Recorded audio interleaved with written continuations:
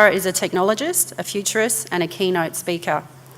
She is recognised as one of the world's top female futurists, fusing her engineering background with an intuitive understanding of how society is likely to respond to new technologies. She's also the founder and CEO of Market Clarity, an award-winning technology analyst firm, and a regular media commentator on technology issues.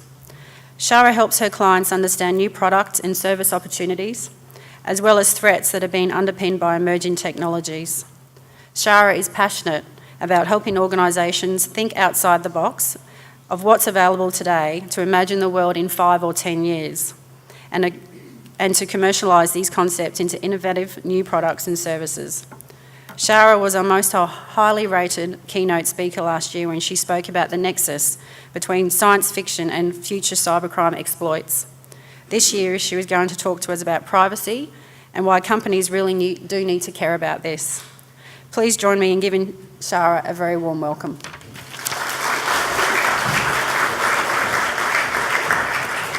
Thank you, Kylie, and good morning. It is great to be back here at the Fraud and Cybercrime Symposium. It's one of my favorite conferences. So I'm a futurist. I get to talk to innovators all around the world about the things that they're working on. And there's some really cool stuff out there in the research labs. A couple of weeks ago, I went into a VR research lab where friends of mine are looking at really ultra-high definition virtual reality surround walk-arounds. I saw an early prototype of a man that they had filmed with just regular HD cameras, but have some secret sauce to render it in ultra-high definition, 8K definition.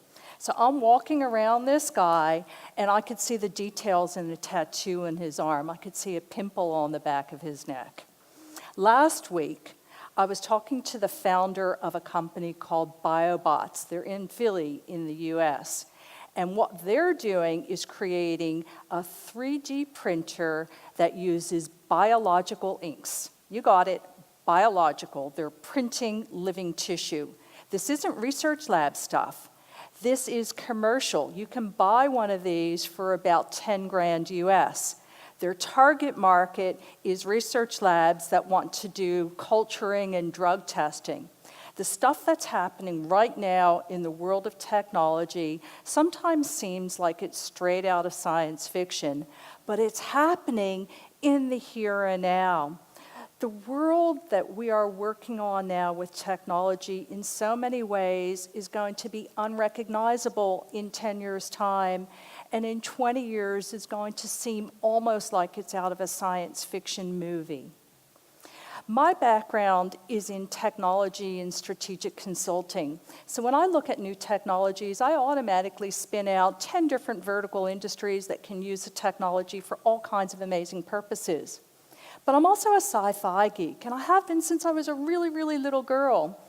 And because of that, or maybe it's just the way my brain is wired, I see timelines with technologies. I see the way that they might evolve over the longer term, and they can be amazing for humanity, but they can also be pretty dark and sinister. So today, I'm going to be talking to you about privacy and where that's going to go in the future. And I'll give you an advance warning. I'm going to go a little bit on the dark side. So where are we at right now when it comes to privacy and security? Well, I would say we're in a perpetual state of war. Every single day, I hear about another hack.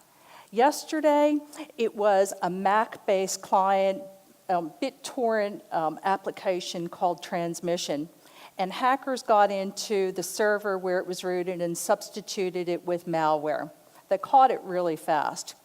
But this infection is spreading. It's not just computers, it's our mobile phones, it's our wearables, it's almost anything that you can imagine that can be hacked. And there are privacy implications of it. And it's not just the devices that we have in our possession. We need to think about the data that other people have about us. A study came out a few months ago from a company in the US called SkyCure, and they were looking at medical applications and how healthcare providers are increasingly using mobile devices, their smartphones, to store data about their patients. Now, not only are they storing data about their patients, they're transmitting it in lots of different ways, through SMS, through applications like WhatsApp, through picture messaging. But we're in a hostile environment. Last week, Nokia put out a threat intelligence report looking at the state of mobile networks, all devices attached to mobile networks, not just smartphones, but computing devices as well. In this report, 74% of the threat vectors were based on Android, 22% were based on computers, and 4% on iOS. So just as a matter of curiosity, how many here use iOS devices? How many use Android? You couldn't pay me enough to use an Android device, quite frankly. When I look at mobile malware, Android is one of the prime threat vectors. iOS is not immune, especially if it's jailbroken. But in this same study where SkyCure was looking at mobile applications, they found a fairly high percent of phones that had both healthcare applications and Android-based malware. You've got to be very careful of what's on your phone. And speaking of phones, there was a really big debate a couple of months ago between Apple and the FBI. There was an unfortunate domestic terrorist incident late last year where a perpetrator had an iPhone 5C, and the perp was killed, and the FBI wanted to get into the phone to see if there was any evidence, and they couldn't get into it because Apple has good encryption. They wanted to force Apple to put in a backdoor, and Apple said, no, we're not going to do it. A court battle ensued, and eventually the FBI backed down because they found a third-party organization that was able to get into the iPhone. Now, they haven't said exactly how that was done, but scuttlebutt in the security community is that they probably did a clone of the hard drive and continued to use brute force until they eventually got into it. I'm not sure if that's the case, but I'm very glad that a backdoor wasn't put into the iPhone. Because frankly, once you've got a backdoor in a device, whether it's a mobile or any other security perimeter, bad guys will use it, especially if they know that it's there. They will go and attack it. One of the people that I was surprised really came out against putting a backdoor in is the former head of the NSA and CIA, retired General Michael Hayden, and he said, in general, backdoors are a very bad idea. And then we have applications on our mobiles that are purportedly designed to protect our youth. And we know that the world is hostile and cyberbullying goes on and kids get up to stuff. But when it comes to surreptitiously putting applications on your kids' phones, are we crossing a border where it starts to get creepy? This is an application called TeenSafe. And the way that it works is you don't actually even need the phone to install this application, which doesn't show up.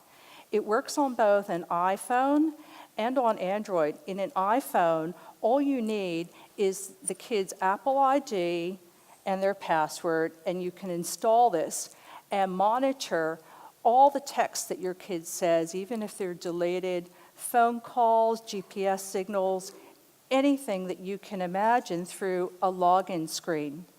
But what if it's not used by a parent for their children? What if it's a spouse spying on someone? Or what if it's a coworker who happens to have your Apple ID? You know, the ramifications of this get really creepy. And then we have social media. And there's a very old saying that there's no such thing as a free lunch. Well, let me tell you, with social media, there really isn't. We're making a deal with the devil. There was a study done last year by Respect Network in the US.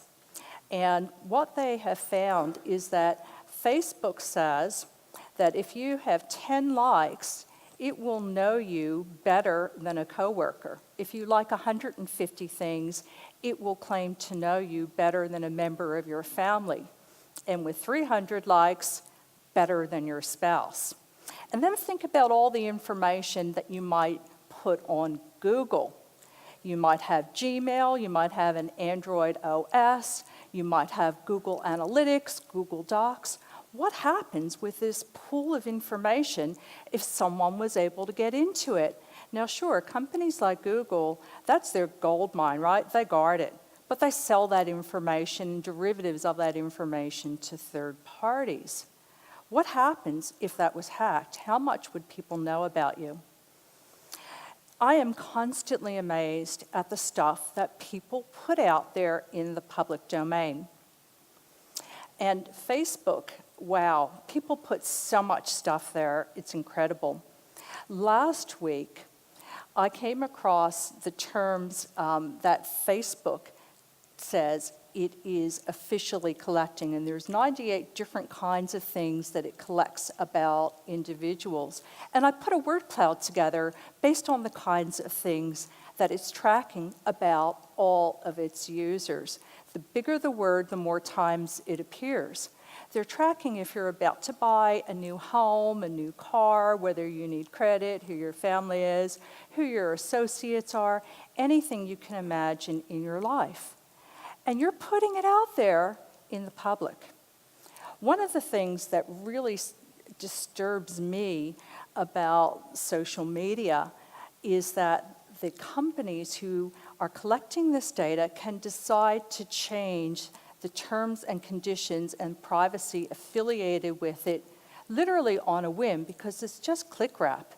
Last week, Facebook, which owns WhatsApp, changed its terms and conditions so that you can share information between those companies. That's a worry, because you might think, well, WhatsApp, it's encrypted messaging. But what happens when you start sharing that and then it gets sold on to advertisers? But it's not just that. There are increasingly AI-based applications that are able to run through everything in the social sphere about you and come up with analytics. IBM Watson has designed a personality test where literally you just give it your Facebook ID or your Twitter feed, and it will start to analyze your personality. And you can do this test for free. Just Google IBM Watson personality test. And it's eerie how close it can come with some of the information that you put out there. So we're moving also into this world deeper and deeper in the use of artificial intelligence. And one of the ways that AI is being used is in voice recognition. It's how applications like Siri and Google now get smarter and smarter. So the more you use an application, this information is stored, your voice print is stored, and it gets to recognize your patterns more and more. So these little applications, which are still rudimentary, they're going to develop over the course of time into full-on digital assistants. So today, these little applications are able to do things like send text messages for you or read your calendar or help you navigate. In the future, you're going to have a digital assistant that has access to all kinds of information about you from your computer, from your smartphone, and will help you dialogue with someone else's AI agent and arrange meetings and do lots of other things for you. We're seeing these voice interfaces in our homes now, too. In the US, Amazon released a device that is powered by Alexa, their voice agent, called Echo. And it integrates all kinds of third-party devices as well. So you can do things through this device, which is a microphone and a speaker, and say, Alexa, order me an Uber. Or I'd like to have a pepperoni pizza from Domino's. And it's smart enough and integrated enough to be able to do that. Has anyone here heard of the transhumanist movement? Okay, so transhumanism is this idea that I want to live forever. And the people who are proponents of this have this long-term goal of being able to take their personality and everything that makes them who they are and upload it to a computer, along with all of their memories and photographs and documents affiliated with their life.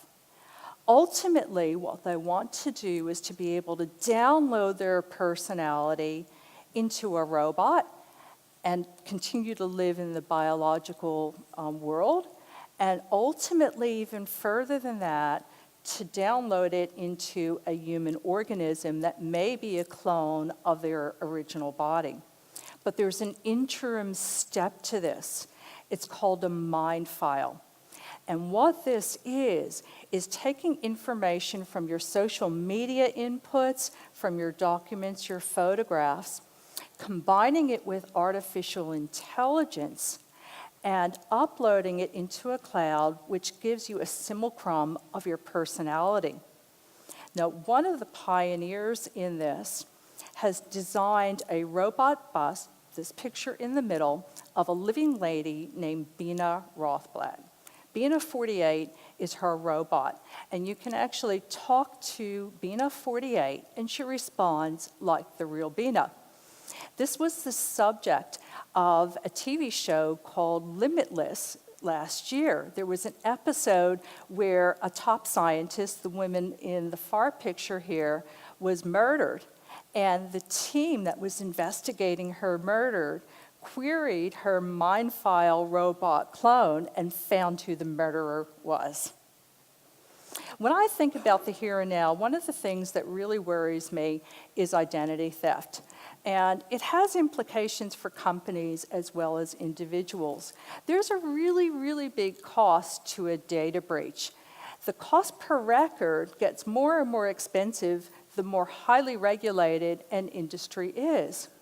But it's not just the cost that might be affiliated with a per record, it's the reputation of a company. A couple of years ago, there was a massive hack at Target.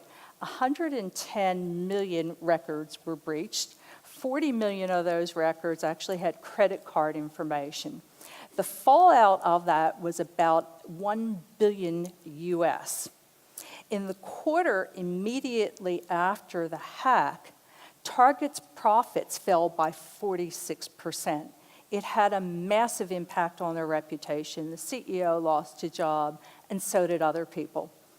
Another major hack was the Ashley Madison hack. And that didn't have just a financial cost. People's marriages broke up. Now, admittedly, you shouldn't be cheating on your spouse, but this is the kind of thing that can happen when data is breached.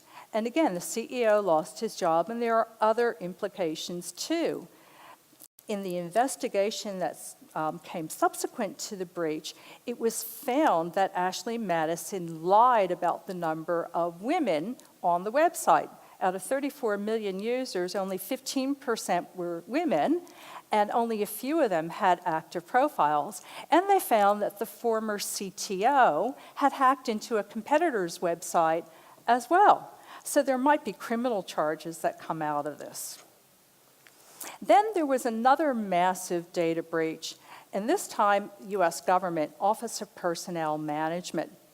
And this is the US agency that does security vetting for people accessing sensitive installations and for the spooks. They collect all kinds of information about people because of the nature of what they do, including their fingerprints, social security, everything about their family, the places they've visited, the people they've talked to, everything.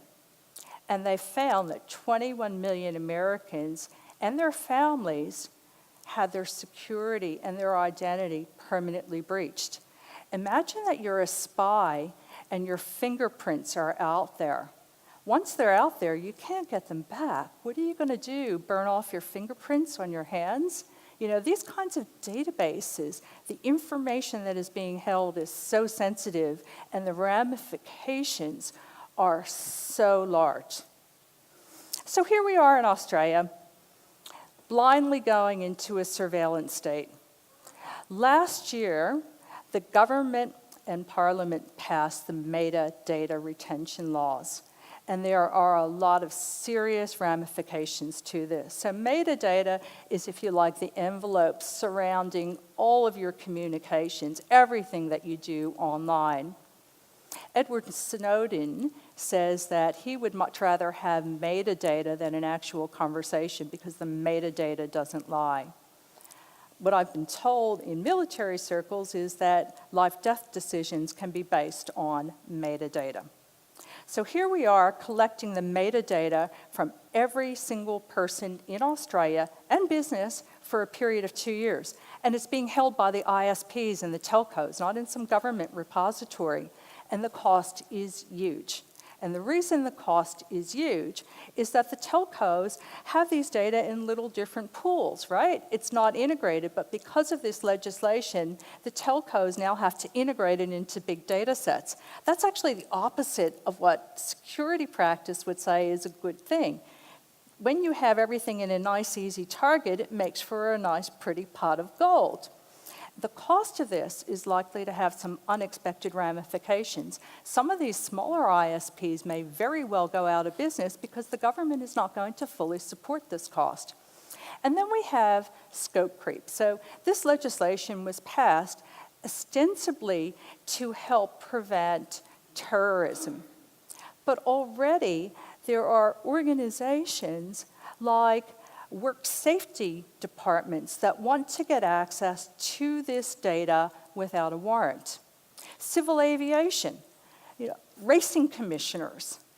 Now, there may be legitimate law enforcement reasons for these kinds of agencies to get access to metadata, but without a warrant?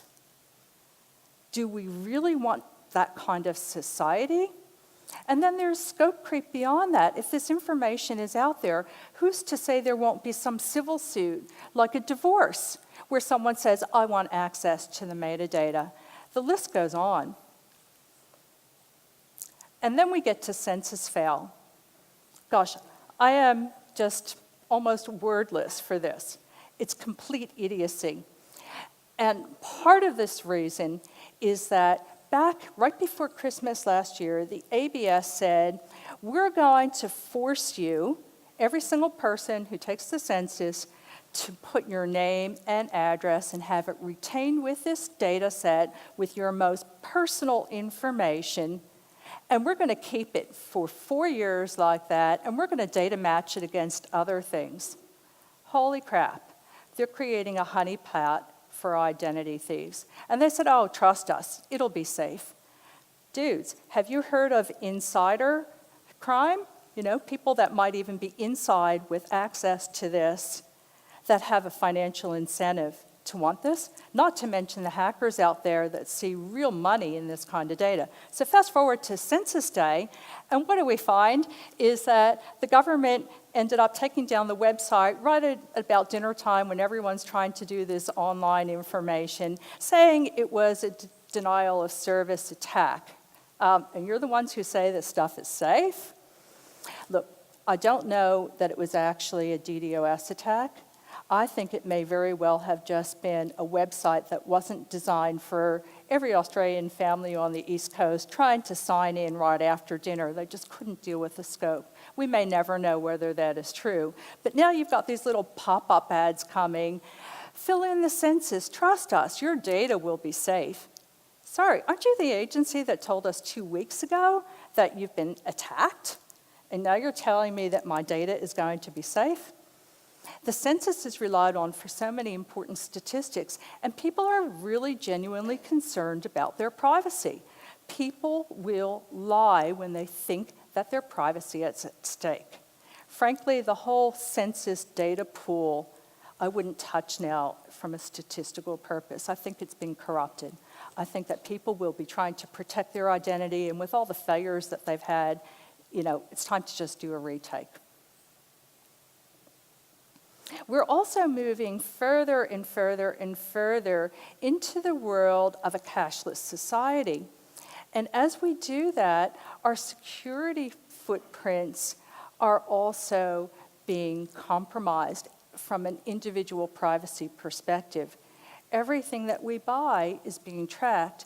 And on a world basis, Australia is actually out in the pack of front runners that are going headfirst into this cashless society. I don't see that stopping.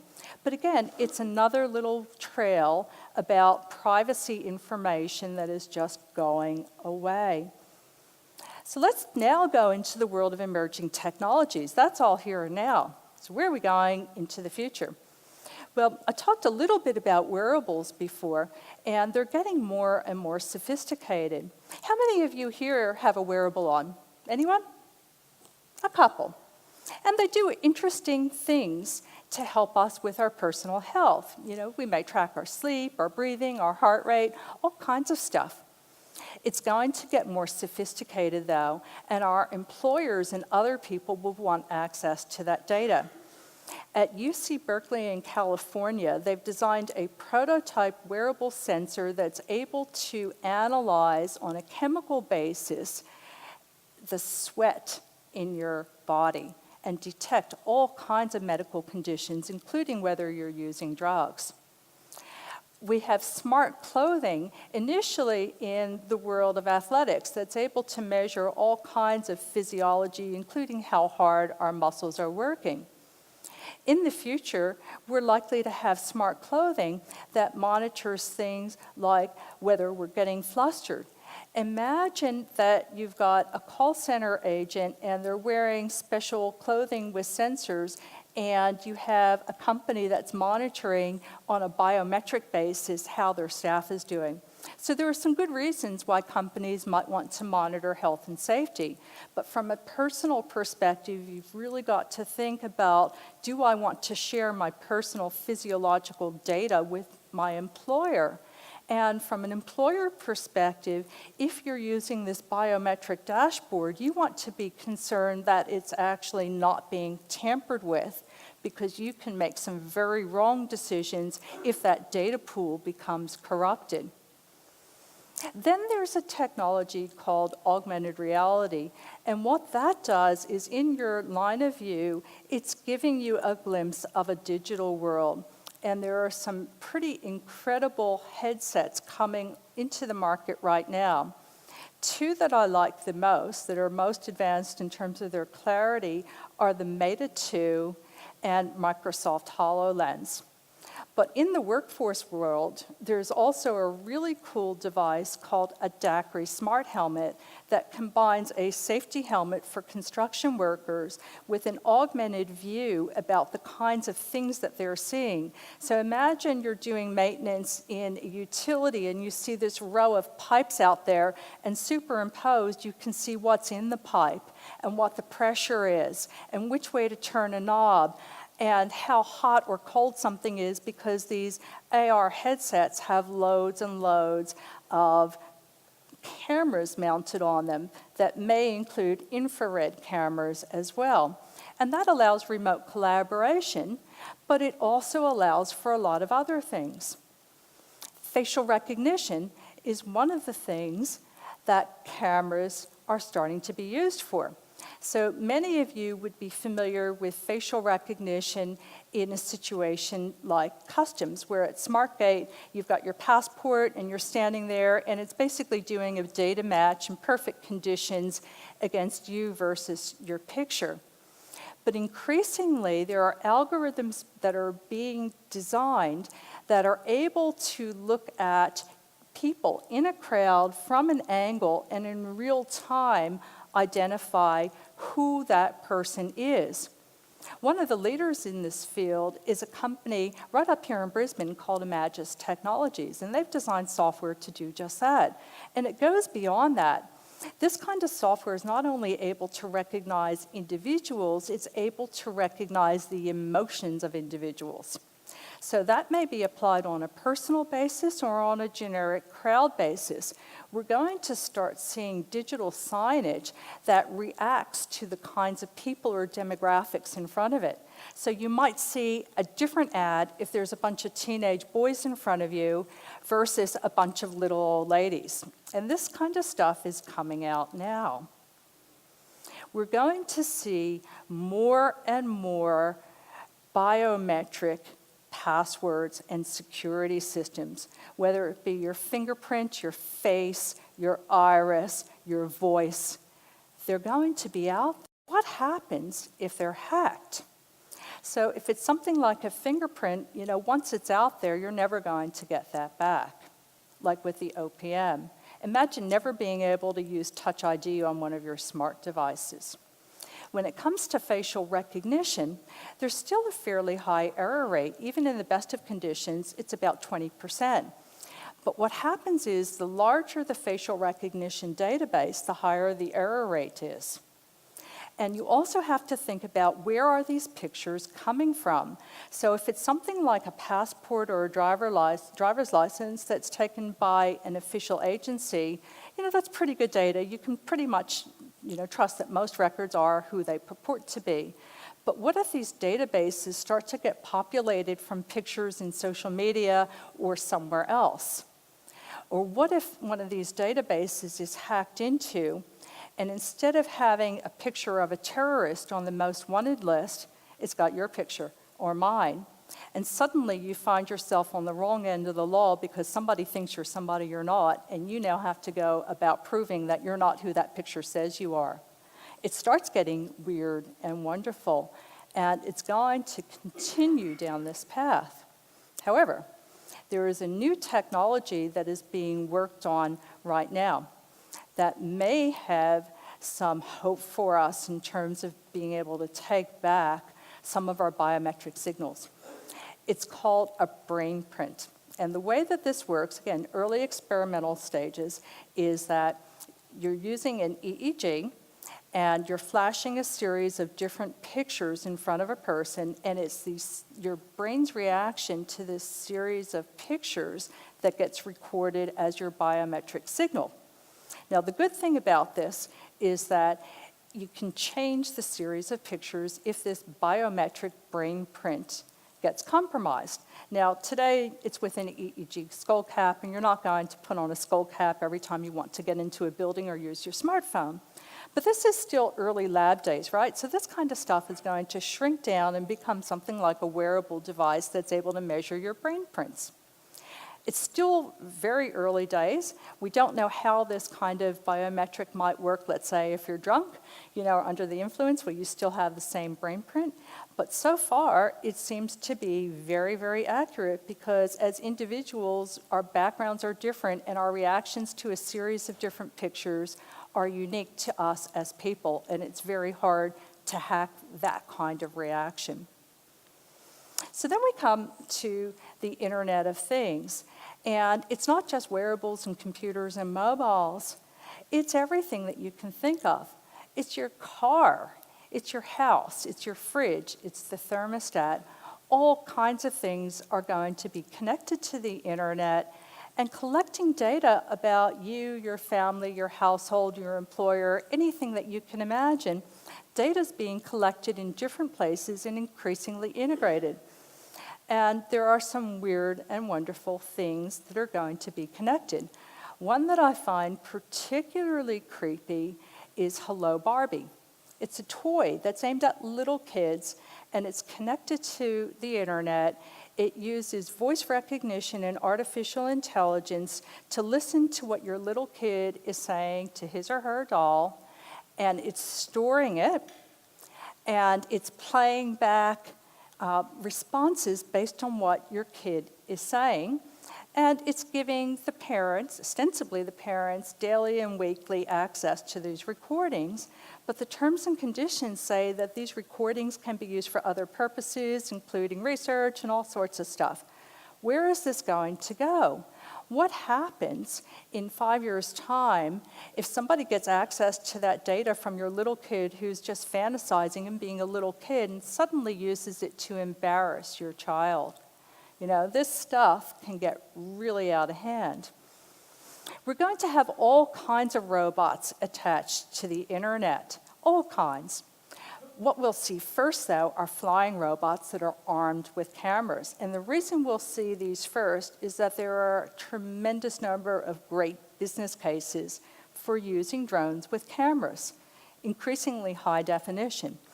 whether it be to do real estate videography, to assess damages like in the Brisbane floods or the Victorian fires, to do inspection of assets like power lines and telco towers, or to go in with little beach ball shaped things into disaster areas and be able to scout around and actually not crash into anything or hurt anybody with the blades, or even a new home security perimeter device called Alpha that used geofencing to mark out your property and sensors on the ground to detect motion, and it just automatically goes up and films things and sends pictures to your smartphone about what's happening on your property. They're going to be everywhere, and the cost is coming down. I was at CeBIT a few months ago and talking to one of the drone vendors, and today in Australia, you can buy a drone that's armed with a high-definition camera plus a separate infrared camera for about $3,200. That's not a lot of money. Now, with infrared, we're talking about surveillance. And, in the world of the military, these drones are getting smaller and smaller, and there's this move in robotics to go to biologically inspired robots. And there are already drones that look like tiny little insects. If one of these tiny bug-like things was perched on a shelf in your boardroom while you were making very important decisions, multi-million-dollar decisions, would you know that it's there? Would you even pay attention to it? How else might these technologies be used to violate our privacy in the future? And the answer is they'll be used in lots of different ways, the same way that people do things today, but with tiny little devices that can go remotely. So one of the questions that I have as I look at the future is, will we have any privacy at all in the future? And I'm not sure that we will. Between government snooping, social media, little tiny surveillance devices, all of this information that's being collected and harvested about us on the Internet of Things, is the cat already out of the bag? Well, when it comes to cameras, there may be a little bit of sunshine on the horizon. Researchers at Iowa State University have developed a metamaterial that may very well develop into an invisibility shield. Let's face it, how many of you have ever wished that you could be invisible sometimes? Well, what this material is, it's a liquid alloy called Gallinstan. And it creates a resonance that is able to block radar frequencies. And when you stretch it, what you're doing is you're tuning this to be able to block different frequencies. What the researchers want to do is to be able to make this material smaller and smaller and smaller so that it can work at higher frequencies like infrared and invisible light. So in the future, and we're probably talking at about 10-year time frame here, you may have clothing that has this kind of metamaterial built into it that makes you invisible to a camera. And if you're wearing makeup with this in it, your face may be invisible too. So let's go a little bit into the future. And as I look at technology, one of the things that comes to my mind and that I always ask about is, how are we going to change our basic humanity? Are we going to take this technology into our own bodies as well as just wearing it? Where is this going to go? What are we humans going to look like in the future? Well, the technology is getting smaller and smaller. This picture is back from 2011. And what it represents is a complete computing device that has processing, it has storage, and it has wireless communications, and it's a millimeter cube. That's right, millimeter, back 5 years ago. It's designed to be inserted into a patient to measure the pressure on their eyes for patients with glaucoma. Now, moreover, it's been designed to be able to transmit to multiple little devices in a swarm computers. Now, these little devices, imagine that you have a whole bunch of them that are injected in your bloodstream, and they're tasked with lots of different things, and they're communicating to each other. These chips are getting smaller and smaller. So a millimeter is still pretty large. Where this is heading is into nanometer type of technology. And who's to say that these devices need to be limited to just small size devices? They could very easily come together and draw apart into different size objects. And in the world of robotics, they're starting to work on swarm bots that do just that. They have their own processors, and they're able to act collectively. Now, what if you take these really tiny devices and you put wings or propellers on them? Suddenly you end up with dust that might be in the atmosphere that's communicating with each other and collecting and deriving all kinds of information in real time.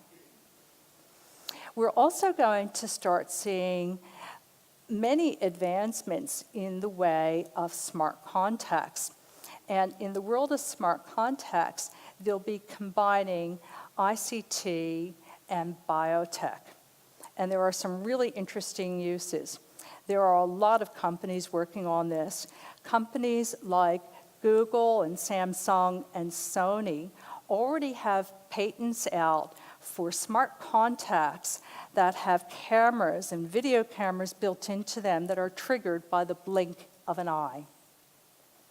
There are companies like one in Israel that is using biotech to do auto-focusing of these smart lenses. So if you're someone like me and you need reading glasses, instead of taking them on and off, these smart contacts will start to autofocus for you.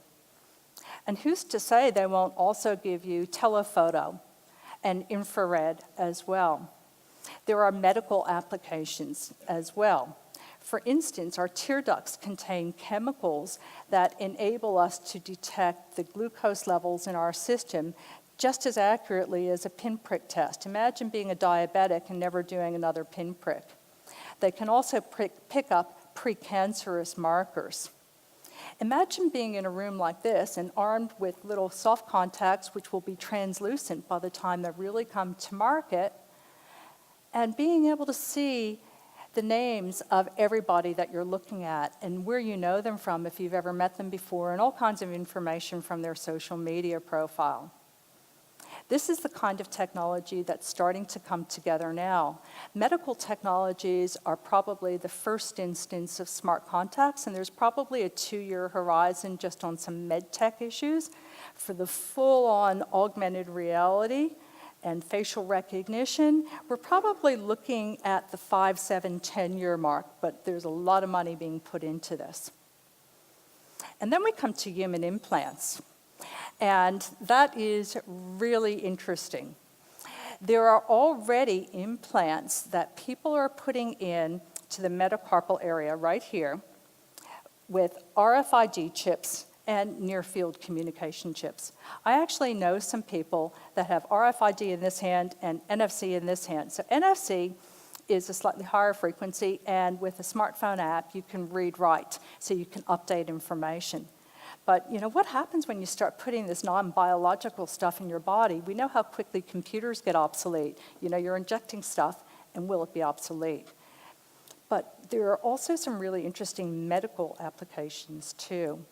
There are researchers who are looking at implants to help people with memory. So for instance, people with Alzheimer's or dementia, to be able to actually upgrade their memory. And this is still really early experimental days, but they found that they've been able to do experiments with monkeys that help monkeys retrieve memories. So back to the humans who are injecting this. One of the reasons you'd have RFID is to be able to open doors. But what happens if someone is able to hack into that and get a lot of information about you just as you're walking down the street? You know, there are some security ramifications there as well. But it goes much beyond that. The US military, and DARPA in particular, is investing a lot of money into different kinds of implant technologies. One of the areas that they've been investing in is called ElectRx, where they want to be able to put an implant into soldiers that monitor their nervous system and are able to do things like help combat chronic pain like rheumatoid arthritis or other situations. And that can be really beneficial. I think most people would love to have, some sort of automated pain relief.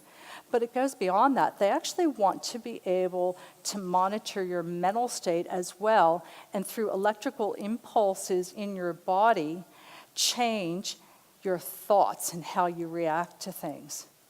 Think about that. How many of you have served in the military? Anybody here? A few of you. How many of you who've served would like to have an implant that your employer is able to control that monitors your mental state and changes your mental state? That starts to get a little bit weird, right? Now, we all know that, technology goes, you might have a military application first, and then you go into policing, and then you go into the corporate world, and then you might go into the consumer world. How many of you sitting here would like to have an implant where your employer controls it and can monitor and change your physiology? Anybody? Yeah, pretty weird thought, huh? Then we get into other implants. And again, there are so many medical uses of a technology called brain-machine interfaces. So right now, where a lot of work that is being done in the medical world is to help people with disabilities, for instance, people who are in a wheelchair. They've designed interfaces that use EEG technology, skull caps, that allow someone who's in a wheelchair to think, I want to go over there, and through the combination of brain signal and artificial intelligence, your wheelchair moves and does things. And it's not just wheelchairs, it's exoskeletons and other sorts of prosthetic devices. There are real medical benefits and quality of life benefits for people. But where DARPA wants to go with this is to be able to implant this kind of technology in soldiers to allow them to control machinery directly with their brain. Let me repeat that. Implant technology that lets you do things like control an exoskeleton. And mind you, they're able to monitor it. So the question that I would have for this is, they're sticking something in you that may not be easy to get out. Who owns that? What happens when your tour of duty is finished? Does your ex-employer still own that? These are some really big questions. And of course, what if somebody hacks into it? What might the implications be? So you might say, well, brain implants, Shara, that sounds pretty science fiction. I really don't know, if that's going to happen. They might be investing money there, but is it really going to pan out? Well, earlier this year, the European Graphene flagship announced a study that was truly astonishing. For those of you who don't know about graphene, it's a really amazing metamaterial. It's a wonder material. It's harder than diamonds. It's 300 times as hard as steel. It's very thin, and it's stretchable, and it's moldable, and it's got great electrical connectivity and conductivity. So earlier this year, the flagship produced research that showed how they were able to mold graphene directly into neurons and have it done for a sustained period without causing a glial reaction, which is a scar tissue reaction. This is a really, really important step, because what it means is that we believe that there's a material that can actually be inserted into your brain that will not cause biological harm. And again, we're still in the early days, but this is starting to take things that are in the realm of sci-fi and make it a reality. And the very last thing that I'd like to close with is a view out into the year 2030. And futurists like Ray Kurzweil believe that in the 2030s, we're going to go well beyond these kinds of implants, and we're actually going to use 3D printers to construct DNA-based little mini robots that we can inject directly into the capillaries of our brains and connect our neocortex to the web. If you want to know an answer to something, you will no longer just Google it, you will think it, and the answer will come to you. Forget about email. You're going to be sending your thoughts to do something. Now, how many of you have ever sent out an email in haste and wish you could take it back? What's going to happen when you send out a thought? It's going to be like telepathy. You'll be able to do things like solve really complex problems just by spinning up extra processing power. This is going to fundamentally change what it means to be human. But the cautionary side of it is, what does that mean for privacy? What if somebody hacked into your brain? Holy shit, what are you going to do? Wipe your brain like you do a computer and do a restart? I don't know. So look, when it comes to the world of privacy and technology, we really, really need to think about where we're heading. Are we heading into a world rushing fast to where nothing is private? Or will we still be in an environment where we can choose not to share some things just because they're private to us, not because they're illegal, but they're personal to us or our families? We're at a juncture in humanity where we really need to think very hard about the way that we implement technologies and the things that we take into our body, and even fundamentally what it means to be human. Thank you.